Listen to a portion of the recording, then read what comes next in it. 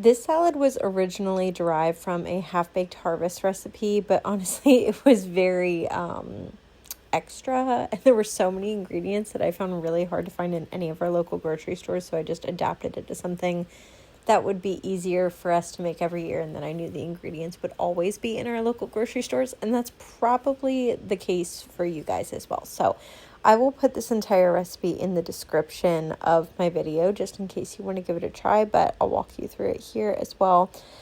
You always start by finely chopping around 2 cups of Brussels sprouts and then destemming and chopping up 2 cups of kale. I like to take the stems out and just shred it really finely so everything's easier to eat. Then I put them in 2 separate colanders and I flash blanch them. So I boil water and pour them over them really quickly so they don't really cook all the way through. It just cuts all the bitterness and makes them a little bit softer.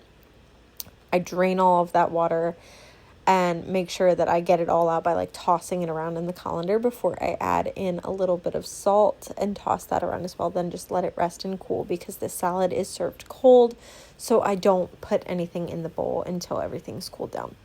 The dressing is apple cider vinegar, olive oil, either pomegranate juice or orange juice, whatever you have on hand. There's going to be pomegranates in the topping of this, so you should have pomegranate juice on hand if they came in the juice, but otherwise you can just use orange juice. That's completely fine. Then salt and pepper, cayenne pepper, and cinnamon. I just toss it all into a jar in a cup where I shake it and stir it. I will have tentative amounts of all of these, but honestly I've been making this salad for such a long time that I just kind of eyeball it and taste it, and when it's good I stop. The really most important part of this recipe is the bacon topping, which you guys will see me pour over the salad. This salad is so beautiful when it's put into sections and you just plate it really nicely, because that's what makes it kind of Christmassy colors, and that's why we wanted to make it for this party originally so many years ago when my sister started doing this. But it is better if you toss it all right before serving. But the bacon topping is just bacon bits, hot honey, or you can use maple syrup with cayenne pepper added, brown sugar, cinnamon, and rosemary and thyme finely chopped. And then the toppings are just that, pomegranate seeds and feta.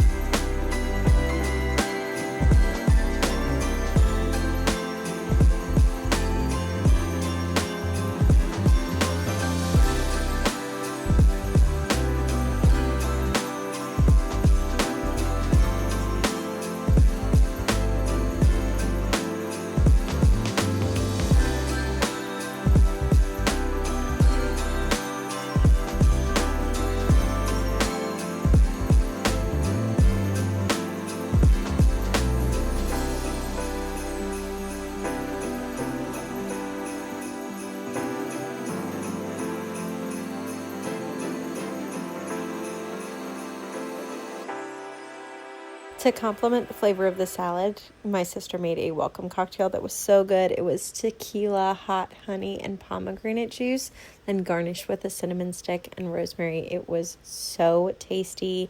And she rimmed the glasses with tahini, which just took it to another level. I thought it was so good.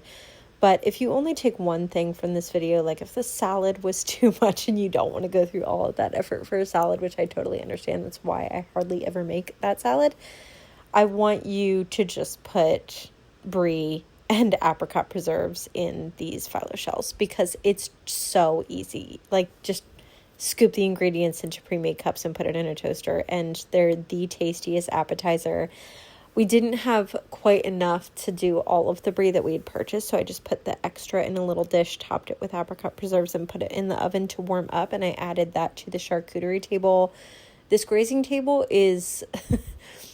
It's very extra, and I couldn't even tell you how much money my sister spent on all of this food. I honestly would not recommend it. Grazing tables are beautiful, but they are so expensive to put together because all of the prepackaged goods, the produce, the meats, the cheeses, they're just all the most expensive ingredients rolled into one, and a lot of it does not get eaten, but it doesn't stay good, so you end up throwing a good deal of it out. But wow, they are so beautiful, and honestly, everybody always loves them. I always start with the brown paper that she puts on the table to protect her table, and then I start with the dry goods. So I put down all of the crackers in pretty arrangements, kind of making them cascade across the table, and then put my small bowls and dishes on the table to mark where I'm going to put anything that's like a dip or the brie that just went inside of the toaster. and make sure that I have room for those before I spread everything out. And obviously we wait to put all of the meats and cheeses out on the table until really close to the start of the event so that nothing gets dried out or goes bad. But on this grazing table, we had a very large assortment of crackers. We had prosciutto, pepperonis, 4 different types of cheese, 4 different types of dips, chocolate-covered almonds, pickle cashews, wasabi almonds. I mean, she really went above and beyond, but everybody always loves it, and we just leave this out and keep snacking on it through the wee hours of the night.